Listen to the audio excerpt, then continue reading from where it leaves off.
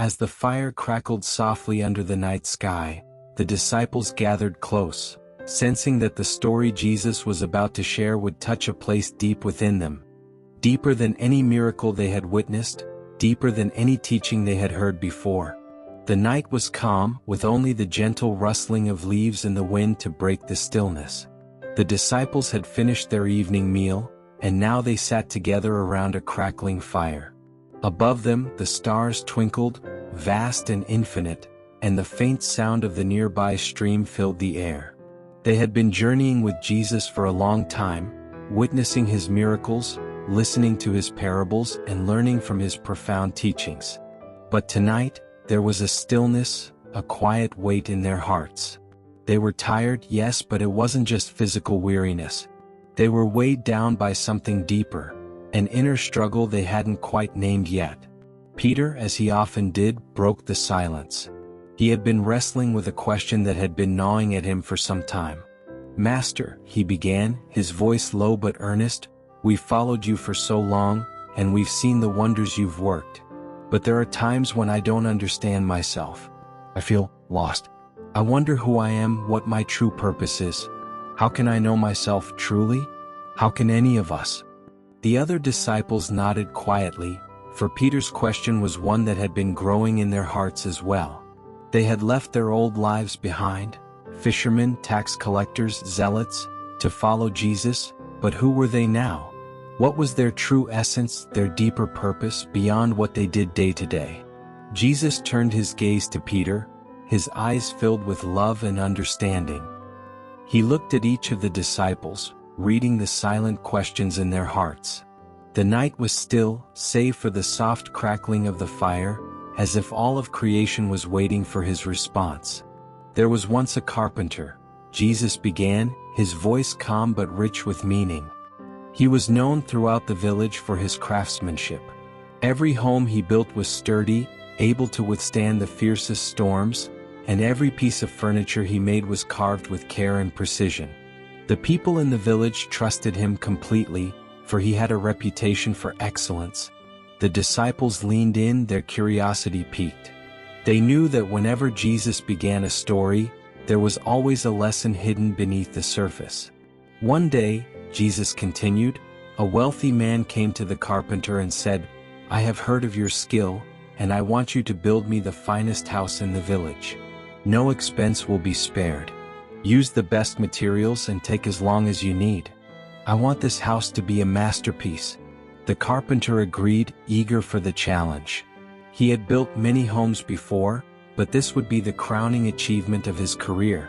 The disciples could imagine the scene, an honored craftsman filled with pride and purpose, ready to create something that would solidify his legacy. The firelight flickered as Jesus continued his story, and the disciples, though weary, felt drawn into the tale. At first, Jesus said, the carpenter worked with great care and attention. He selected the finest wood from the forest, stone from the best quarries, and called upon the most skilled workers to assist him. Day after day he measured and cut with precision, taking pride in every detail. He wanted this house to be perfect. The disciples nodded, understanding the pride and satisfaction that came from doing something well. Many of them had been craftsmen in their own right, fishermen who knew the value of a well-tied net, or laborers who understood the importance of a strong boat. They knew the joy of seeing the fruits of their labor, and they could feel the carpenter's initial passion. But as time went on, Jesus continued, his voice growing softer. The carpenter began to grow restless. He had built so many homes before, and the work began to feel tedious. What difference does one more house make? He thought. I've built homes that have stood for years. Does it really matter if this one is perfect? Jesus paused, letting the weight of the question settle over the disciples. They too had felt that restlessness before. They had followed Jesus, witnessed his miracles, and listened to his teachings, but there were moments when they too wondered if their work, their purpose, truly mattered. Was there more to life than the daily grind, more to their journey than just following and learning? The carpenter, Jesus said, began to take shortcuts. At first they were small. He used nails that weren't quite as strong, wood that wasn't quite as fine. No one will notice, he thought. The house will still look beautiful on the outside. And so, he continued, cutting corners where he thought it wouldn't matter. The disciples shifted uneasily. They could feel the tension building, the weight of the choices the carpenter was making.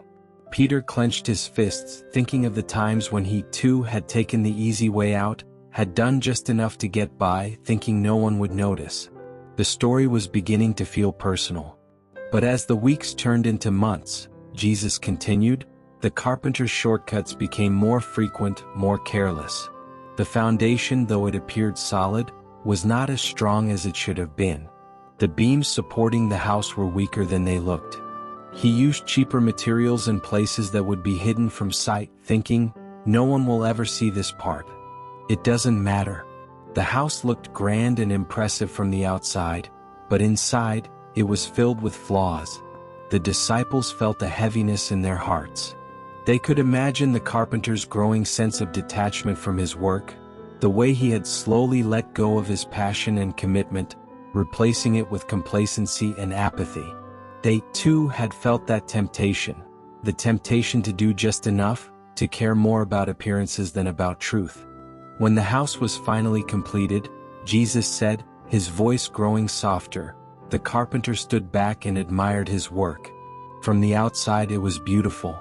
It looked like a masterpiece, the finest house in the village, just as the wealthy man had requested. The carpenter was proud of how it looked, but deep down he knew the truth. He knew that the house was not as strong as it appeared. It was only a matter of time before the flaws would begin to show. The disciples sat in silence, feeling the weight of the carpenter's regret. They could sense that the story was reaching its climax, and they braced themselves for what was to come. Finally, the wealthy man returned, Jesus said, and he was pleased with what he saw. He walked around the house, admiring its beauty and grandeur. You have done well, he said to the carpenter. This is the finest house in the village, just as I had hoped. The carpenter smiled, expecting praise and payment for his work. Jesus paused, and the disciples held their breath, sensing that something important was about to happen. But then, Jesus continued, the wealthy man smiled and said, there is something I did not tell you. This house is not for me. It is for you. It is my gift to you for all the years of hard work you have done for this village. You and your family will live here. The disciples gasped softly. They could feel the shock, the disbelief, the crushing realization that must have hit the carpenter in that moment. He had built the house carelessly, thinking it was for someone else. And now he was to live in the very home he had neglected. The carpenter was stunned. Jesus said, his voice filled with emotion. He looked around at the house, seeing it now with new eyes. Every corner he had cut, every flaw he had hidden, every time he had chosen the easy way instead of the right way, it all came rushing back to him. This was the house where he and his family would live. The foundation was weak, the walls were fragile, and the home that should have been his greatest work was now a source of regret. The disciples were silent, their hearts heavy with the weight of the story. They understood now that the carpenter's house was more than just a building. It was a reflection of the carpenter's soul, of the choices he had made, of the carelessness with which he had treated his own life. Jesus looked at them, his eyes filled with love and compassion. Each of you is like that carpenter, he said softly. You are building the house of your life, every day with every choice you make. The foundation you lay, the materials you use, the care you give, these are the things that will determine the strength of your soul. You may think that no one sees the corners you cut, the times you neglect your heart, the shortcuts you take in your relationship with God. But in the end, the house you build is where you will live. It is your soul's home, and it cannot be hidden. Tears filled the eyes of some of the disciples. They understood now that Jesus wasn't just talking about a carpenter and a house. He was talking about them, their lives, their choices, their souls. They had followed Jesus, but how often had they neglected the deeper work of their own hearts? How often had they focused on the external, on the miracles, on the crowds, on the appearances, while neglecting the foundation of their own lives? But there is hope, Jesus said gently, His voice a balm to their troubled souls. God is a loving Father, and He gives us the tools to rebuild, to restore. If your house feels weak, if the foundation of your soul has cracks, you can start again. You can choose to build with love, with faith, with integrity. God will guide your hands, and together, you will create something strong and beautiful. The disciples wept openly now, moved by the depth of the story and the truth it revealed. They realized that the greatest work they could ever do was not in the world, but within themselves. They were builders of their own souls, and they understood, perhaps for the first time, the weight of that responsibility. Jesus stood and moved among them, placing a hand on each of their shoulders. "Remember," He whispered, "the house you build is where you will live. Build it with care, with love, and with faith. And know that you are never building alone. God is always with you, guiding you, strengthening you." In the quiet of the night, under the vast expanse of stars, the disciples felt a profound peace settle over them. They had been given a gift far greater than any earthly treasure, a gift of wisdom, of self-understanding, and of God's unfailing love. And as they sat together in the fading glow of the fire, they knew they were ready to begin again, to build their lives with care, with love, and with the guidance of their Master. The story lingered in their hearts long after the flames had turned to embers. The disciples understood now that the greatest work they would ever do was not in the world, but within themselves.